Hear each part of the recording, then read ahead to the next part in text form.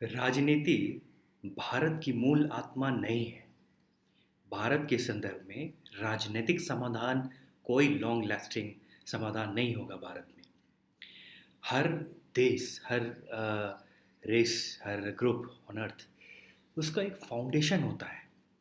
It could B ROM में military power हो सकती है, यूरोप में इकोनॉमी हो सकती है, फ्रांस के सोशल रिवॉल्यूशंस के कुछ मैसेज हो सकते हैं। अलग अलग धारा की एक एक सेंट्रल करंट है विश्व में। भारत में वो एक आध्यात्मिक करंट है। वो राजनीतिक line of thought process Bharat में सॉल्यूशन नहीं है। इसलिए अगर पूरी तरह से भारत को सर्वांगीण विकास की ओर ले जाना है तो उसमें एक आध्यात्मिक चेतना ही विकसित करनी होगी। और अध्यात्म से मैं रिलीजन नहीं बोल रहा हूँ, स्पिरिचुअलिटी की ओर बोल रहा हूँ। Individual self transformation, social transformation यहाँ नहीं हो सकता है। अ, फिर भी राजनीति में किस दिशा में हम आगे जाएं?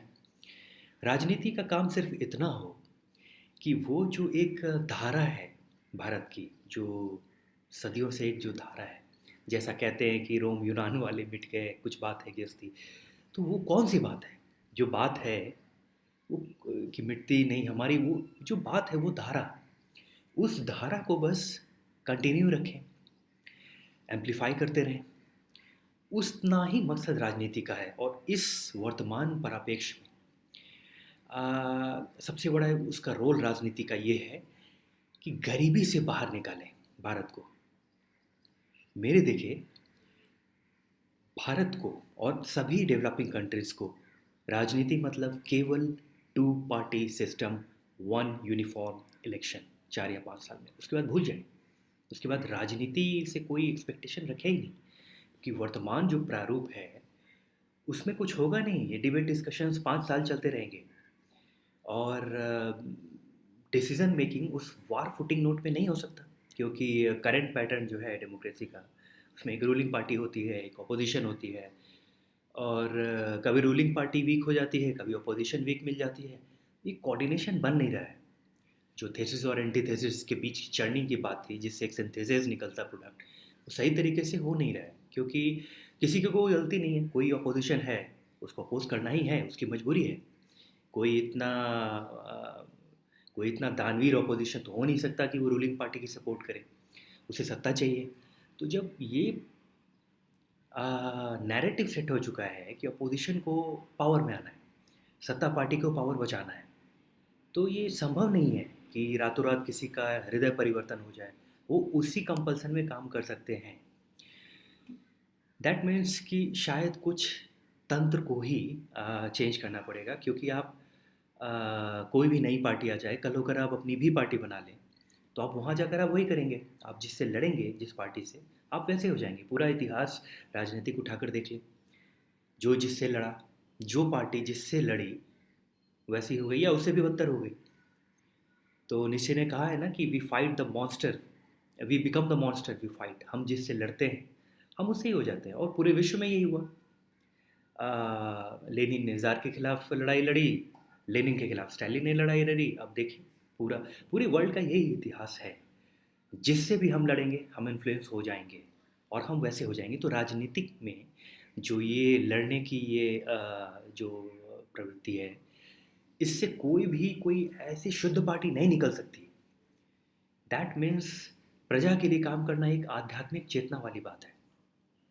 और करंट डेमोक्रेसी के स्ट्रक्चर में भारत और जैसे डेवलपिंग कंट्रीज़ है, वहाँ पे ये बहुत इम्पॉर्टेंट हो जाता है कि फोकस डिलीवरी और इम्प्लीमेंटेशन पे हो, ये खींचातानी में नहीं हो।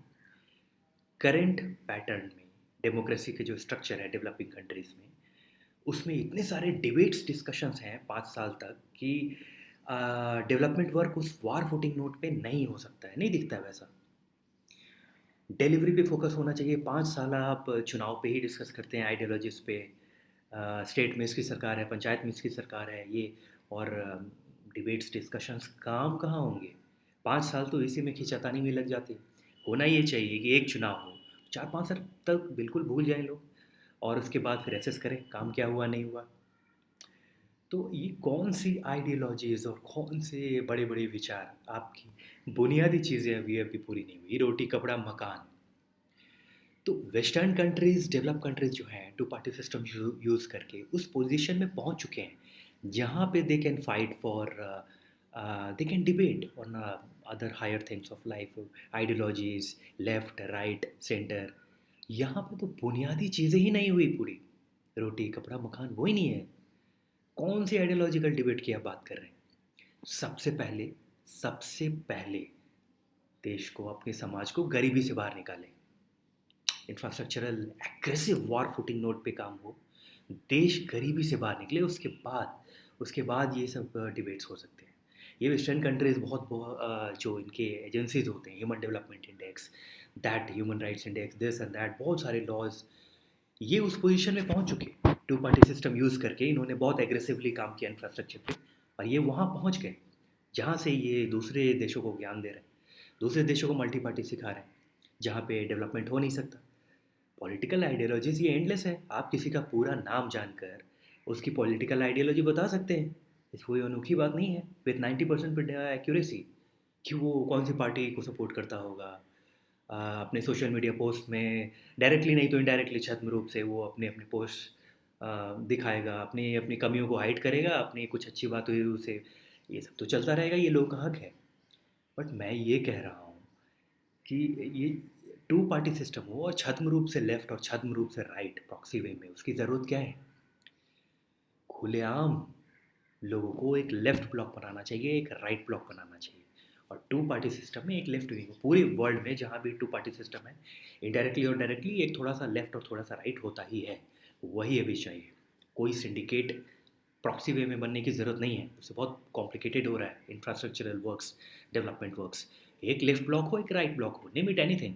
आप उसे डेमोक्रेट और रिपब्लिकन कहें, आप उसे लेबर कंजर्वेटिव कहें, कुछ भी कहें, आप उसे हाउस ए और हाउस बी कहें, जैसे स्कूल डेज में हम लोग डिबेट्स डिस्कशन करते थे, कुछ भी, कोई भी दो नाम दे।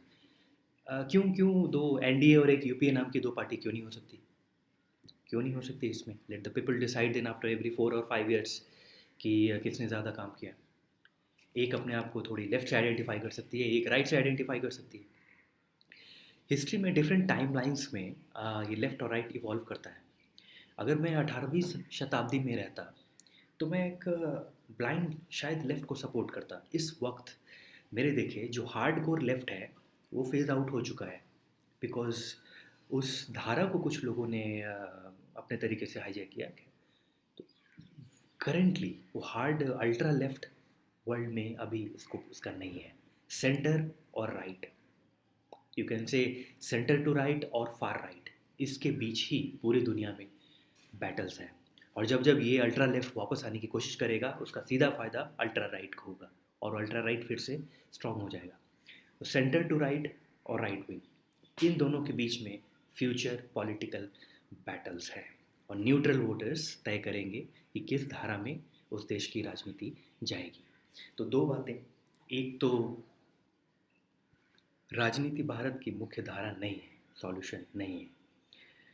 और राजनीति में अगर कुछ राजनीति को काम करना है तो उस मुख्य धारा के अंदर ही वो कर सकती है। कोई सरकारें देश नहीं चला सकती, लोग चलाते हैं देश को। और लोगों में एक एक सेल्फ ट्रांसफॉर्मेशन की प्रवृत्ति आए, उसी से नेट आउटपुट, प्रोसेस से रिजल्ट, सामाजिक ट्रांसफॉर्मेशन होगा। नंबर टू, तो जो फर्स्ट पॉइंट मैं कह रहा हूँ वो ये कि सोशल रिवॉल्यूशंस मिसफिट है यहाँ पे। राजनीति भारत में सॉल्यूशन नहीं है, लेकिन फिर भी राजनीति तो चाहिए। राजा रानी के दौर में तो वापस नहीं जा सकते, डिसीजंस मेकिंग तो होने होने हैं एडमिनिस्ट्रेटिव। तो सेकंड पॉइंट क्या हो सकता है फॉर बेटरमेंट?